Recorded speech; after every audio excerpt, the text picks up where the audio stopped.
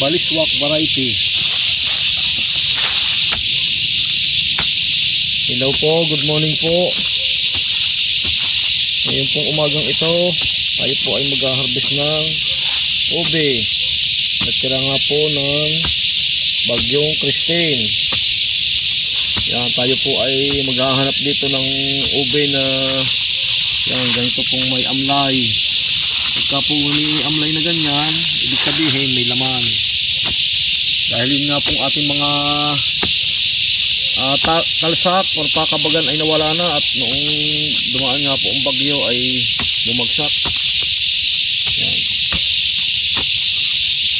Po, magkasama po kami ni Imer. Ito po nating kapartner ngayon. Imer, malaki ah. Yan ang kagalingan ng baliswak eh. Ang bilis lumakay. Kaya gusto ko ito eh. Ito mo yan, ito yung lang, isang taon lang. Oo. Alam mo gat hindi na bagyo, ang dami kong ubi ngayon. Yan lang ang kalaban po sa ubi eh. Yung kalamidad. Wala po yung, hindi po yung kinakain ng mga insekto or ano mga uod. Ang tanging kalaban lang po niyan ay bagyo. Sa akin pong pagkadanas eh, yan lang po ang mahigpit kalaban ng ating ube, ang kalamidad.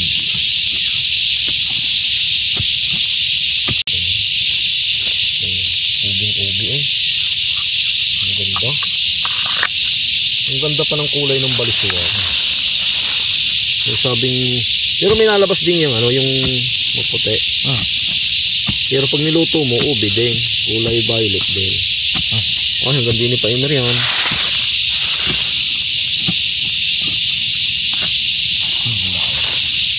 Utay-utay. Maghahanap tayo ng laman. Yan po, pasensya na po kayo sa huni ng yayay. Kung tawagin po dito ay kuliglig. Panahon po ngayon ng ilalabas ng mga yayay. Yan po narinig yung huling iyan ay lagi po pagka po malapit ng ulan. Yan po ang sinyales.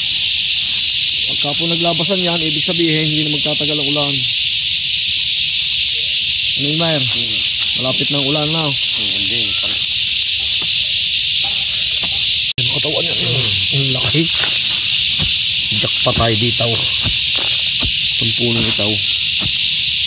Kaya sabi ko kung hindi nasira ng bagyo, ay pero ang 700 puno yan. Ay mangilo na lang, ay bigay 700 kilaw. Ay pagka ganyan, yan naman ay baka may 10 kilaw. Ito mo uga. Yung, kuha na rin isang aray. Testing sampulaan. Oh. Nakakuha na po tayo ng isang lapang. Lang yung ubing-ube. Nakatuwa ang ube. Yan, dagukan mo yung daon. Yan. Marami pa pong puno dito ng ube. Ay yung pong iba ay ibibenta natin. Kung sinong nagkakagusto dyan ng ube, gusto magtanayin. Ang iba naman po ay itatanim natin daw sa bagong taniman natin. Matitira. Ay ang ganda pa naman ng presyo ng ube ngayon. Po, isa pong kagandahan ng baliswak variety. Sa paibabaw po ang laman yan, hindi sa pailalim. Imer, mga kuwan. Dagukan mo din Imer. Talay natin yan lahat. Buo yan.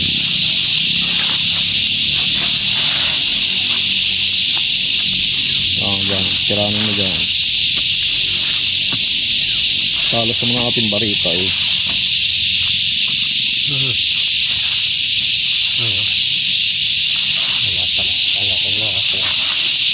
Pagka gantong malaking amlay, ibig sabihin mo kaya lamang.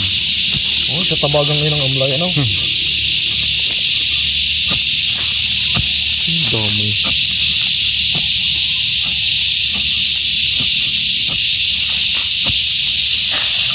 Yun ang pararamihin ko, baliswak.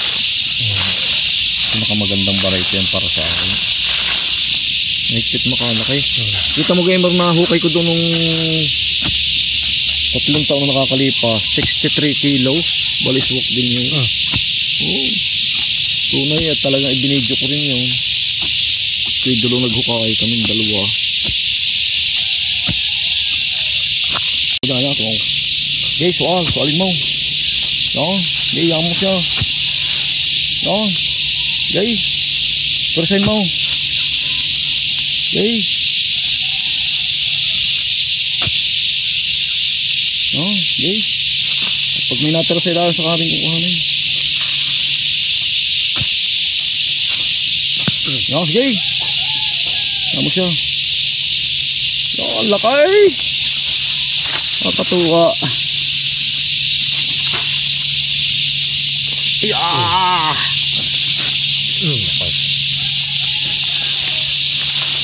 Buhat. Ang lakay. Ay, walang iya.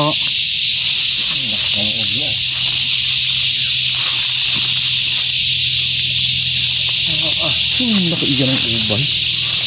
Swak variety na ubay. Talaga pong mahigpit makalakay. Sino hindi ma-amaze dito? Kasi mga ina ko. Yeah. Oh. Talaga pong hunukay guang ay.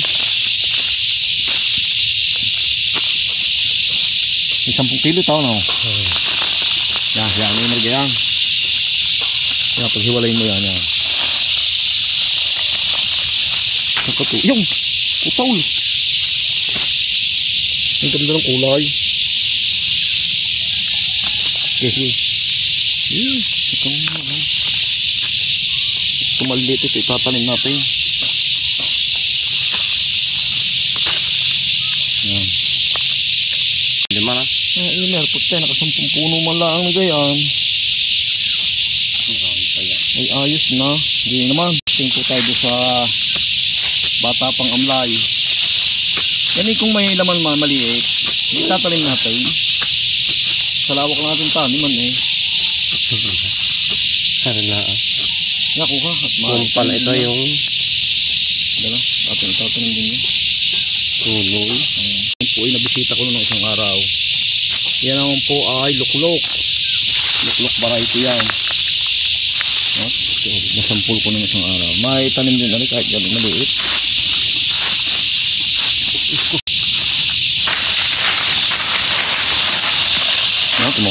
Sige mga itanim ito.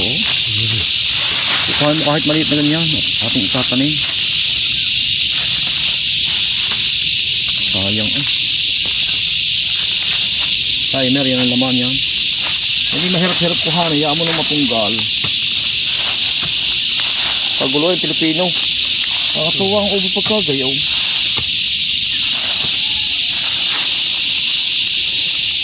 Yan po, sumiksik sa laman yan eh.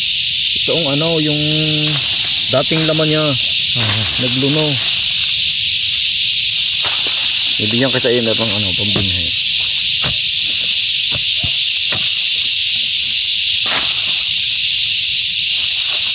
May hayop. Tugkain mo na Imer. Huwag ka namang hinayang.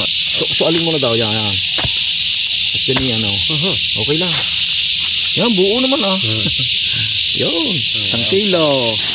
Look. Ganda. Imer, tapyasin mo nga na isa. Makikita natin sa ating mga viewers. Tapyasin mo doon sa may dito din eh. Para makita nila ang klase ng ating ube. Yan po sinasabi ko, pagka puluklok may nalabas na ganyang light. Pero pagka naman po niluto ito ay kulay purple din. Madalit sabi po ay nabibili at nakakain. Okay? Yan po, nakakita po ulit tayo ng malaki. Imer, aray, may malaki din ay. Baliswak din. Nakalutang na Parang sungay ng kalabaw. Nauga na ay. Ay, tinandaan pala ninyo na. Kaya sabi ko, tatandaan na para madaling makita. Yan po, may tinatapos lang po si Imer na sa isang puno yun. Nakatuwa baga umlay ng baliswak Ang ganda ng kulay.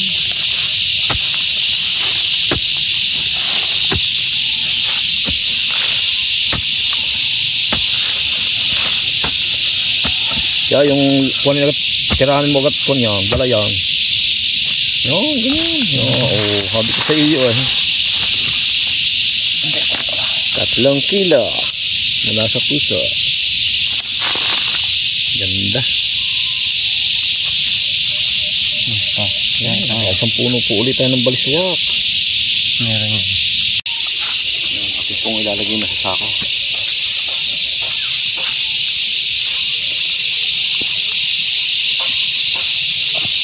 Kakatuwa ang baliswak talaga. Laki. Parang sungay ng kalabaw. Yung po mga magiging scrap natin, di siya po naman natin gagawin binhi. At yun naman pong gold ay di ating ibibinta para po tayo may mga gastos doon sa pambayad sa labor doon sa kabila. Yung naman gamer. Kaya ang ginawa po namin, inantay muna namin mapatakan ng ulan, dahil ito po pag napatakan ng ulan lalabas ang baing.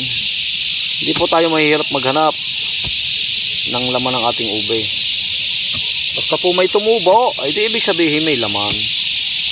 Hindi lang po natin masabi kung malaki o maliit, pero kung baliswak, kita po natin agad dahil siya po ay nakalutang sa lupa. May laman din yan.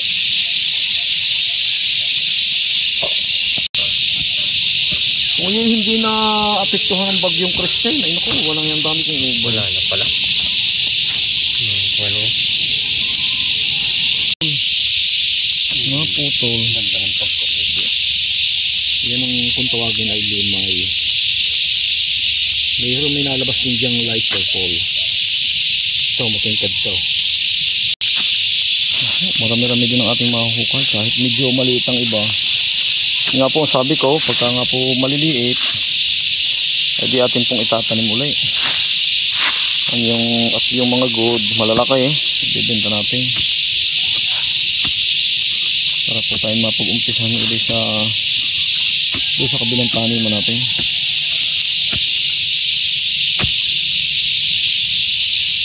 Ibig kaya na? Hindi pa, mahaba iner yan. Hindi pa. Limay yan.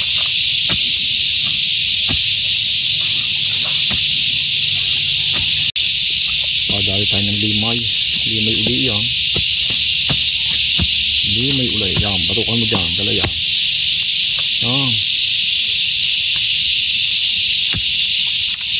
Ang limay lang po ay pailalim ang laman. Hindi katulad ng baliswak nasa kalutang. Oh, laki niyan, imer. Yun, dalang lahat. Ang katuwa. 2 kilo, limay. Pakita mo nga yung kulay ng ating ubay. Aba, katakam-takam ang ating ube. Yan po, nakakita tayo ng amlay ng packet. Ito po yung root crop na ika nga po dito sa amin ay ligaw na may tuturing. Dahil ito po hindi itinatanim at kusang natubo lang sa gubat. Yan, kung sino po yung nakakakilala sa inyo, tawagin po dito sa amin ay packet. Ito po yung malalim po ang kinalalagyan yan. At napakasarap pong root crops. Panglaga, panggatan, sari-sari po, panglagay sa mga nilagang baboy. Talagang napakainan po niyan. Packet po, packet. Ay, hindi po natin mahuhukay. Ito po yung nasa puno ng lasunis. Napakalalim po nito. Imaw. Ay, pakait aw. Baka iti mababaw ay. Yan, kita na ang laman. Yan na. Yan na naman. Ay, aray. Yan aw. Ay, aray lang pa ang laman. Maliit pa. Ito kayo pwedeng binhiin. Oo, bahil. Lalagay ko sa sako. Yan po. Lutang. Ay, ito yung sinakasabihan ay. Talaga pong lampas bayawang ang kinalalagyan nito pagka yung pong malaki ng laman. Pakit. Yan. Lagutong. Dito po kami sa Dahilig. Ito po namin inuna. Yung imay, mayroon din daon. Ang laki ng amlay.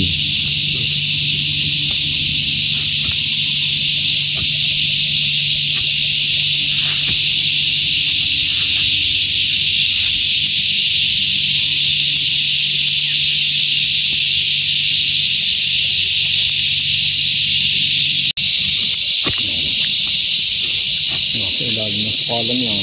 Napilit lumaman. Malalim pa.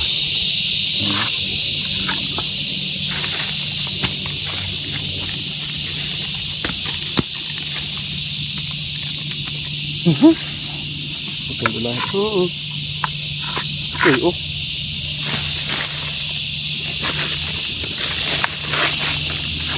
Sayang.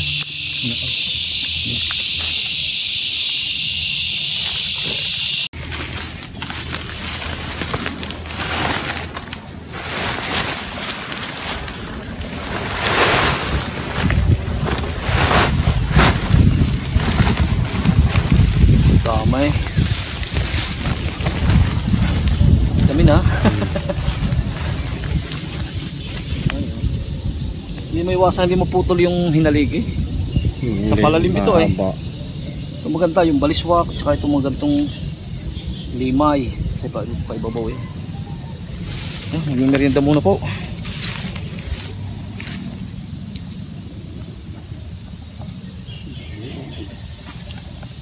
$50. Apo, tayo ay nagpalit muna ng damit at talagang basang-basa po ng pawis eh. Inihanger po muna natin. Baka po matuyuan ng pawis. Hindi nakahanger ang isang damit. Ganito po ako pagka po napunta sa gubat, lagi pong may baong reservang damit. Mga nga po ng sobra tayong pawisin. Oh.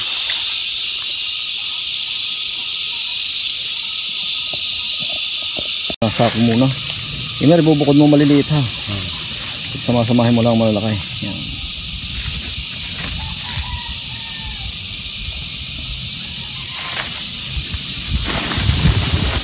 Ayan, laki na rin. Kung kakasampu man lang na eh.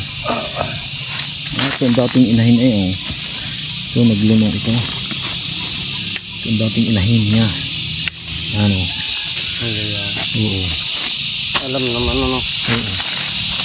Basta ganyan luno, yun ang dating binhi. Palit ko na isa po.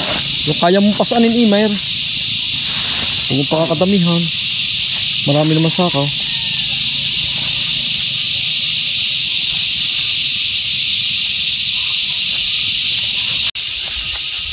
Visual. Oh. Sabi ko sa iyo eh. Kinampay pala.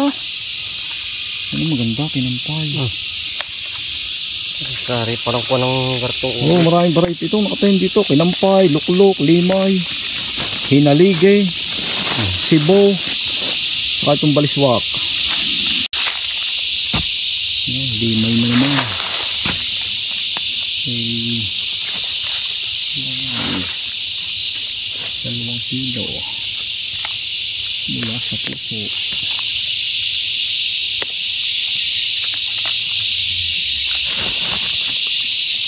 Basta malaking amlay, malaking laman.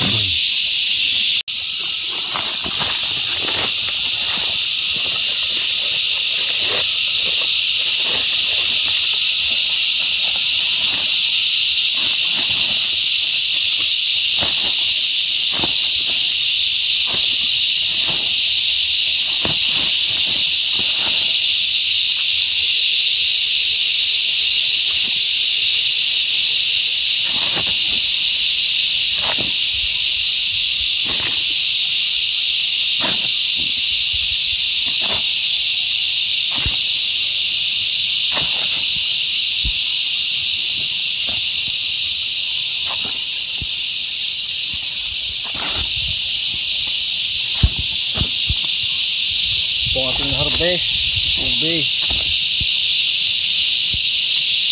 Masarap na po natin. Ito po ay pambinhi at pambenta. Diba?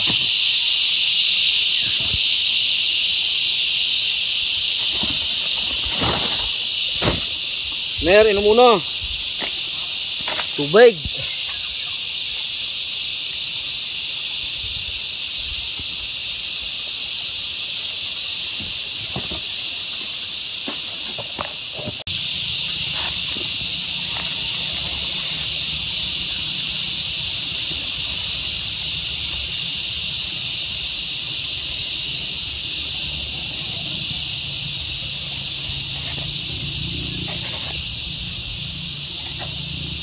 Mer, marami tayong pananim ulay.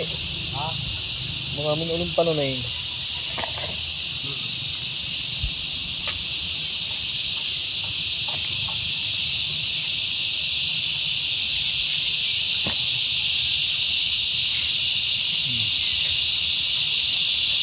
Sinampay. Napakagandang variety ng ube. Sinampay.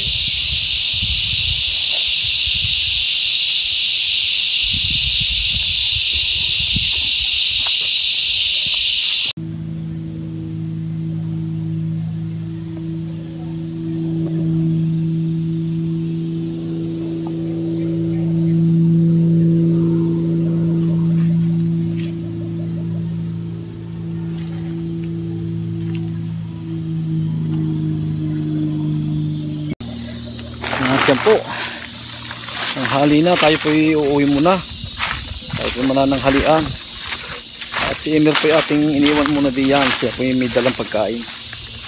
Babalik po tayo mamaya. So marami po salamat, sana po ay nag-enjoy kayo sa ating video ito. Tayo po yung magtatanghalian muna. Yan po ang ating dampa dati, nagiba na. Hindi na po natin pinaayos. Tayo nga po ay tapos na ang kontrata dito sa ating Arriendo. Gagamitin daw po na may-ari ang lupa.